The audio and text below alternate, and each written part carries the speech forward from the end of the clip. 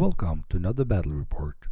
This is the first of a series of three games. I played this in the start of February in a one-day tournament that were held in Oslo, Norway. Before I start, I need to do a shout out for the organizer of this small tournament. It is Turbo TT on the forum. Thank you, man, for having this tournament. It's so great that some of you guys take the initiative to have a beginner-friendly tournament. That's only one day. It's much easier for people to attend. The attendees on this tournament were, I think, only 10 guys. Some of us that have been playing the 90s for some time now, but everyone had some experience with wargaming. The guys who just had a few games under their belt are old fantasy players. So even though a lot of the guys were new to Ninth Age, they had some stunning armies, a lot of them. So without further ado, I'll just start here. And the first picture is my army. It's my... you can just pause it and read through it. The most important thing is my general goes in the Forest Rangers, which are supposed to just march up and fight turn 1, bottom of 1 or top of 2. My chieftain is kitted out to be a bit tanky and do a few wounds, and he's going into the Forest Guardians. Their role is to just get into something and survive long enough so my supporting units can flank, charge, or something. They start, let's see, if they charge something, they start with 7 in combat res. So it's a fairly strong unit. Yes, it's a lot of elves, but yeah, I like that unit. After the Norwegian championship, I found out I need some launchers to clear out chaff, so I try a unit of 18 some launchers. Okay, they are not that as mobile as 2x10, but yeah, I like having big units. Though I had too big and too few units at the Norwegian championship, so I was thinking that I wanted to make a list with the synergy and that had smaller and more units, so it's a bit harder to out deploy me. I also added Kestrel Knights. I think they are a great unit. 4 of them with shields are fairly durable. And the command group is for that -1 leadership to march test, and the champion, okay, one attack more. The Bar Maidens are explaining themselves. Sorry for not having lists. I didn't think of getting it. So he had a dude on a Pegasus, that's his general, a BSB, which I don't remember the kit on either, a level 4 or a Wizard Apprentice, I think it was, with 4 spells and Ring of Fire. I think he had Divination. I'm a bit unsure, sorry for that, but he had a lot of spells and I was scared of it. 20 crossbow dude, 20 handgunners, 50 halberd dudes. Again, sorry, I don't remember what the unit's called. 2x3 Sun Griffins, 2 units of 5 Raiders, a unit of a unit of 10 skirmishers, 2 cannons, and 1 volley gun. Here you can see my deployment from left. It's Kestrel Knights, which you can see I have vanguarded.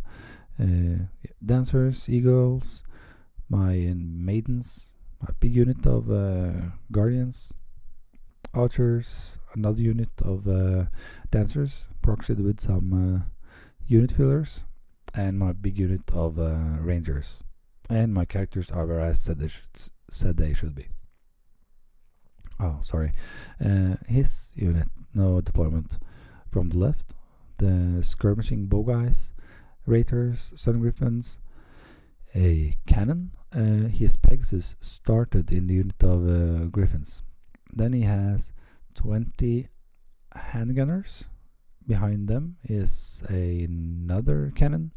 Then you have the volley gun, a big unit of 15 halberdiers. Where his hand is where he deployed his 20 crossbow guys. Behind the crossbow dudes, he had another unit of Sun Griffins, and then his raiders on the right.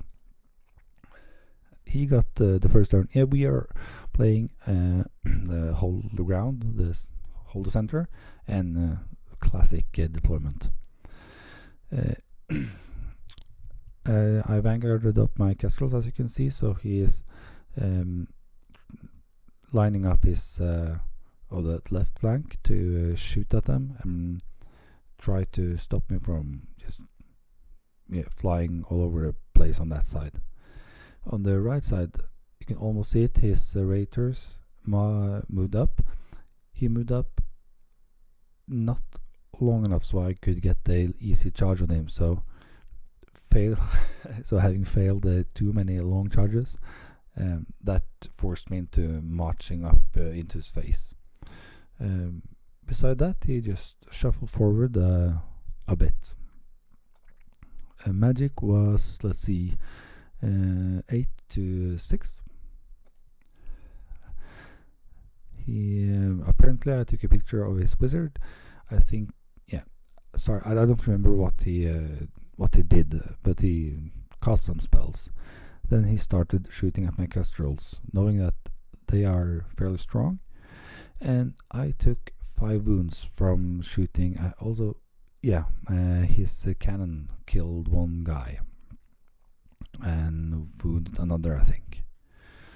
So at the top of one, I had half the unit left, which actually freaked me out a bit. I was thinking of running them behind his line, but him shooting me off the board almost in turn 1, I was thinking I had to charge him. But let's see how it all turns out. He also shot my archers with his crossbow guys, killing off 4. And this is how the board looks after his turn. Yeah, I think that his magic pinged off a maiden, because I think I was deployed too far for him to shoot me with this handgunner. So yeah. Anyways, on the bottom of turn 1, since I had lost so many to his shooting already, taken so many wounds, 5 wounds, I charged into his raiders. He stand shot but didn't do anything, and they have fairly good armor save, but strength 5 on the charge and armor piercing 1 should be enough to, if not wiping that unit, at least win the combat and hopefully overrun into his cannon behind there. On the right side, I did as I, in a way, was forced to do. I marched my rangers up so he couldn't I marched as close as I could to his raiders. And this is one of the guys who played fantasy and only had 1 or 2 9th matches. So he had forgotten to take a musician. I actually think that a musician worked pretty much the same in fantasy, so maybe more of a list building error, but not having a musician, in a way I squeezed him in. He couldn't move away in any good way, so my hope was to charge him and then overrun into his crossbow guys. If he flee, I would just charge the crossbow guys and take some arrows in the face, but I could do that. I did stumble a bit on the left side here, because my dancers started worrying about the archers there, thinking that they could actually take out that unit. I think I fucked that up. I should either go full throttle to take them out, or ignore them and start focusing in the middle. Instead, I ended up with a half choice. My dancers on the right side, I was thinking, okay, I can place them behind the wall there, and I could stand there, but that if he lucked out a bit on his charge with that big bunker, he could actually get into my dancers, and then I would be fucked. So again, maybe I should just went for it, because I was afraid that if he got there, he would actually be behind my line and could reform and actually threaten the flank of my own big block. But coulda shoulda, I ended up doing as you can see. And by some derp reason, I placed my maidens there. I have no idea why I did that, but yeah, you'll see what happens. 8 to 6 in Magic. I get off Break the Spirit on the Raiders, the only combat I'm in. And yeah, I was tempted on casting them on some of his shooting, but I needed them there. So yeah. This picture, I'm just shooting back at his crossbow guys, repaying the favor. And after combat, he didn't do any wounds to me. One of the guys have taken 1 wound. I just forgot to follow with the wound marker.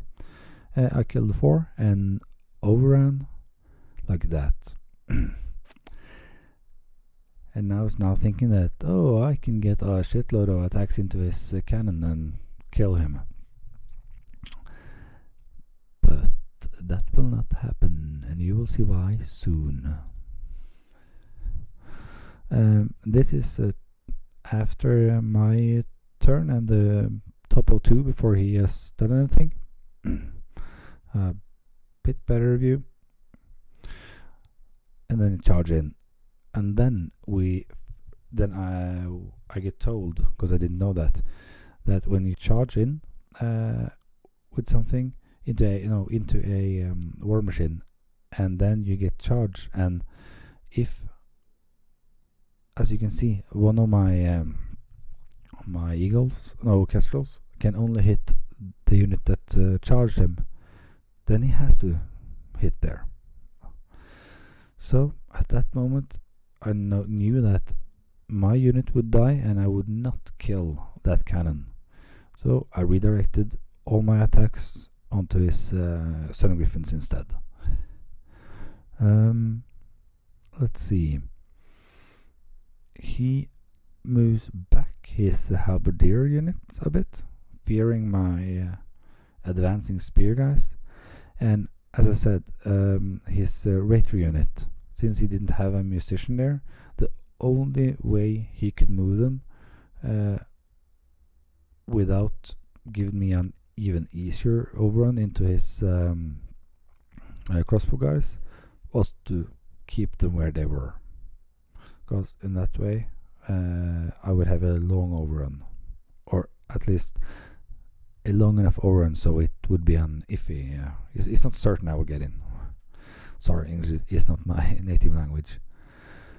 Magic is 8 to 4. This is another close-up of his wizard master or apprentice, and also his volley gun, which did work. I don't think he got off any spells, but he started shooting, and all those dice is the volley gun firing at my maidens. I think he hit with everything except 1, or wounded. But I ward save like a champ, but he keeps on shooting. I didn't have the picture of it, but he shoots off those maidens. And again, I'm like, why did I place them there? I have no idea. Maybe I was trying to magic missile his volley gun, but no. Yeah, you do stupid shit sometimes. Okay, the bow guys ping off 1 guy, and I think that's the reason. No, that's the moment when I understood that that was a bad tactical choice of me. Yeah, he can look out and kill tons, but shooting at long range, hard target, and if he moves as well, it's like 10 bow shots. They won't do much. And yeah, there you can see how how yeah, how we are placed.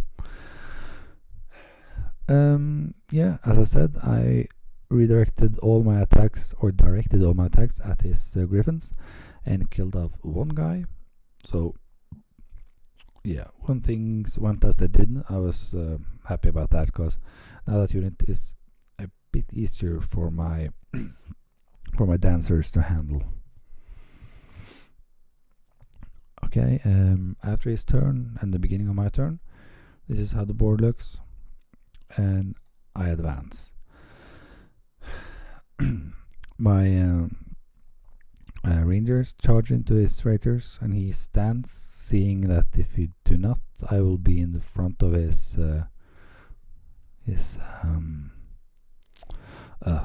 crossbow guys.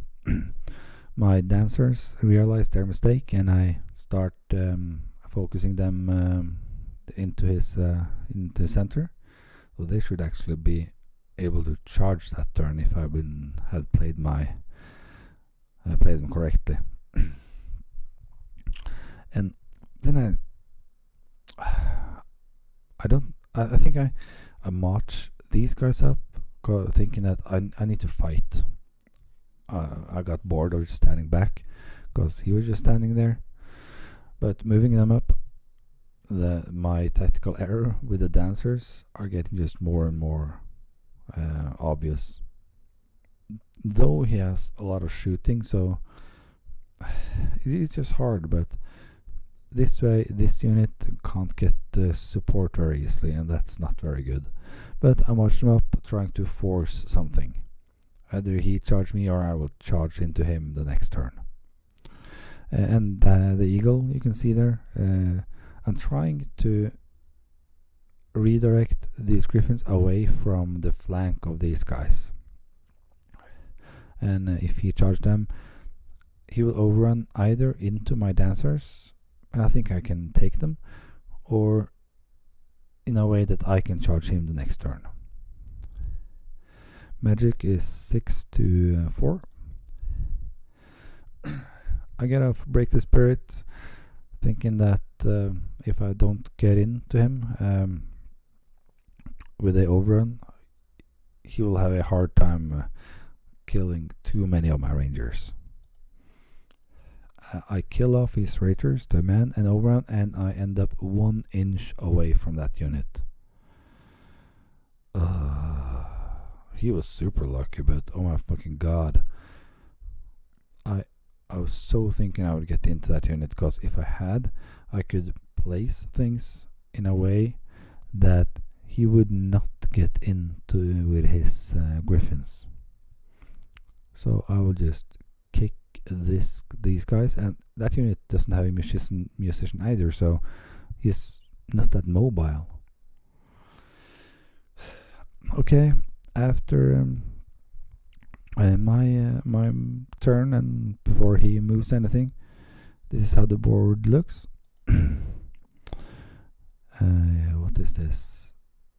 Yeah, it shows that these guys can get an easy charge into my rangers, but I'm fairly confident I can beat 3 griffins with that unit.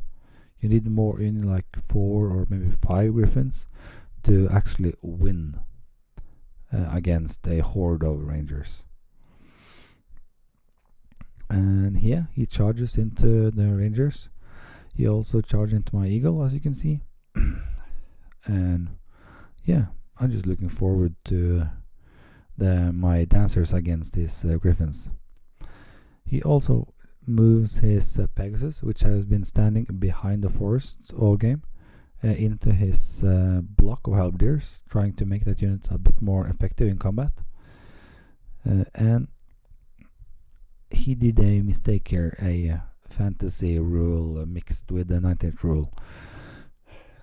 He thought that I was in his front, because he thought that it was the majority of the unit's footprint that decided which angle facing you are in, but it's where you clip the front. So I knew I was in his flank there, and was looking forward to just charge him into his flank, break him, and yeah, win the game there and there, then and there. Is that how you say it?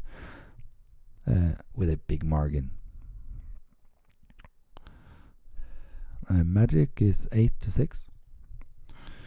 He pings off some dancers. I think it is with his crossbow guys. I'm a bit unsure, or if it was magic. At least I have lost 3 of my 8 dancers on the right flank. And of course, he starts shooting everything he has in the front into my guardians. I lose some more guys, but I don't think I have a picture of it. I do not remember why they didn't overrun into my guys, because the last picture looks like that, but it must be, the angle was so he... Yeah, anyways, he ended there with an overrun, and I was thinking, yay!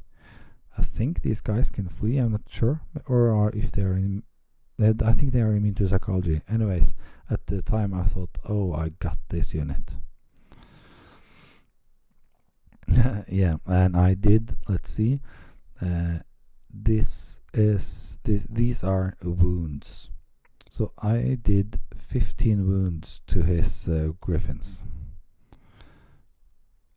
I just love the Rangers. I break him and pursue. So one guy survived with, I think, 1 wound left, or 2 wounds. So he saved a fair amount of the wounds I did. And I end up in the flank of his crossbow guys. And then I was thinking that, oh, this might turn out good anyway, because now I will kill that unit. At least I will win the combat and break him, and I can overrun into his halberdiers. Yay!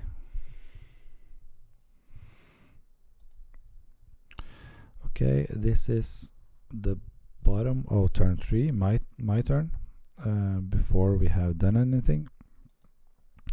And I charge my leftmost dancers into the flank of his griffins, thinking that I have that in... no, I'll win that, and I won't kill everything there, but I will win it and take him on the overrun or something. I charge my guardians in, as I said earlier, and then I get counter charge by the support unit. So he disrupts me, and I can't break him. So then I was thinking, okay, I lost that combat in the middle, and if I do that, I actually think that he could win the game, to be honest.